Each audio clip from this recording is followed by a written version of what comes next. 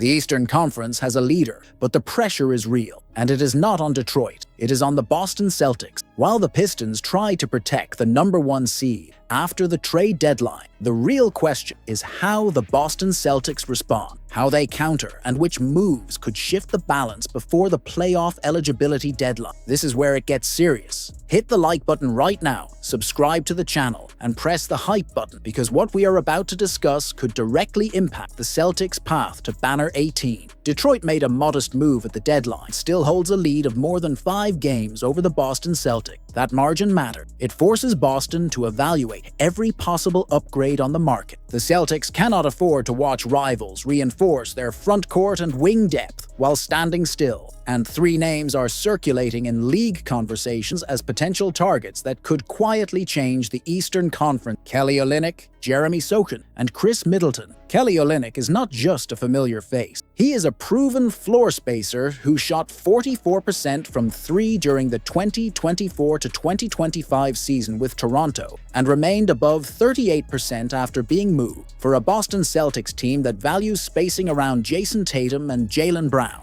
adding a veteran big who can stretch defense creates playoff flexibility. Olynyk understands Boston, understands pressure, and at 34 years old, knows that time is running short. That urgency can be contagious inside a locker room chasing a champion. Jeremy Sochan is a different type of gamble, younger, versatile, entering a critical contract year for the 2026 to 2027 season. He defends multiple positions, handles the ball, and brings edge. The Boston Celtics have stars, but depth behind them decides playoff series. Imagine Sochan in a switching scheme, attacking mismatch, relieving pressure, primary ball handler in a tight 7-game series. That versatility becomes currency. And then there is Chris Middleton, a champion, a secondary scorer, who just 2 seasons ago averaged 15 points with elite efficiency splits of 49% from the field, 38% from 3, and 83% from the line. If he becomes available, the Boston Celtics would be looking at a battle-tested wing who understands playoff shot making in late May and early June, when possessions slow down and every decision is magnified. That skill is priceless. Here is the reality. Boston is not chasing headline. The Boston Celtics are chasing positioning, insurance,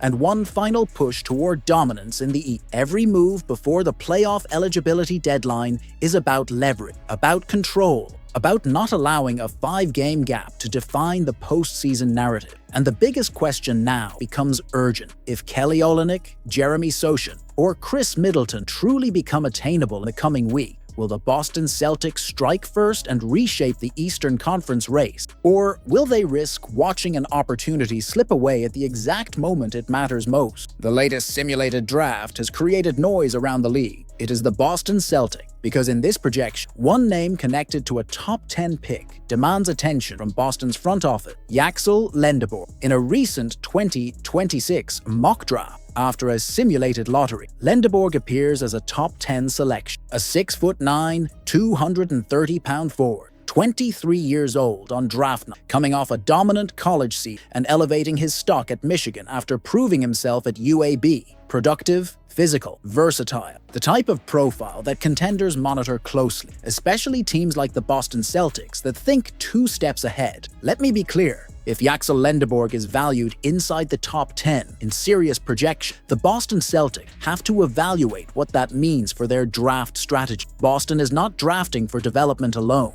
The Celtics are drafting for rotation minutes in May and June. Tatum is described as one of the most dominant 2-way forces in college basketball. He guards multiple positions, scores in the post, attacks from the perimeter, rebounds through contact. That is not theory. That is production. The Celtics have built an identity around versatility, defensive switchability, and lineup flexibility. Imagine inserting a mature forward, already 23, physically ready, mentally tested in high-level college competition, into that system. This is not a long-term gamble. This is a potential plug-and-play contributor on a controlled rookie-scale contract worth millions in long-term value against the cap. That matters for a franchise managing max salaries and championship expectation. There is also a psychological factor here. When a player rises this fast in draft, it signals league-wide belief. Executives do not elevate prospects without reason. If Boston truly sees Lendeborg as a rotation-level defender who can survive playoff intensity, waiting could be dangerous. His stock is climbing, and once workouts and private evaluations begin, that climb can accelerate. The key point is this: the Boston Celtics cannot afford to be passive if they believe Jayson Lendeborg fits their championship timeline. Draft capital is leverage, trade positioning is leverage, and in a class that may not be top-heavy with polished two-way forwards, identifying one early becomes an advantage. So here is the real question, and it is urgent. If Jayson Lendeborg continues rising and solidifies himself as a top 10 caliber prospect, will the Boston Celtics position themselves aggressively to secure him, or will they risk watching another franchise land a ready-made contributor who could have strengthened Boston's path to Banner 18? There are statements that sound polite, and there are statements that open doors. What Anthony Simons said this week about the Boston Celtics was not random. It was calculated, and it mattered. Before facing Boston for the first time as a member of the Chicago Bulls, the 26-year-old guard made it clear he enjoyed his time with the Celtics. He built strong relationships, and he would absolutely consider a return in the future. Those words were not vague, they were direct. For a franchise always evaluating scoring depth and financial flexibility, that is not a detail to ignore. Let us remember the context. Simons arrived in Boston in the offseason in a deal that sent Drew Holiday out. In 49 games with the Celtics, he averaged 14.2 points, 2.4 rebounds, and 2.4 assists per game. Not superstar numbers, but consistent production, shot creation, perimeter pressure. The type of guard who can shift momentum in a playoff series with a quick scoring burst. Against Boston this week, in a 124-105 loss, he finished with 7 points and 5 rebounds in 28 minutes. Quiet night, but the story was never about the box. It was about timing. It was about message. When a player publicly leaves the door open to return, especially to a contender like the Boston Celtics, executives pay attention. Here is where it gets serious. The Celtics are navigating massive salary commitments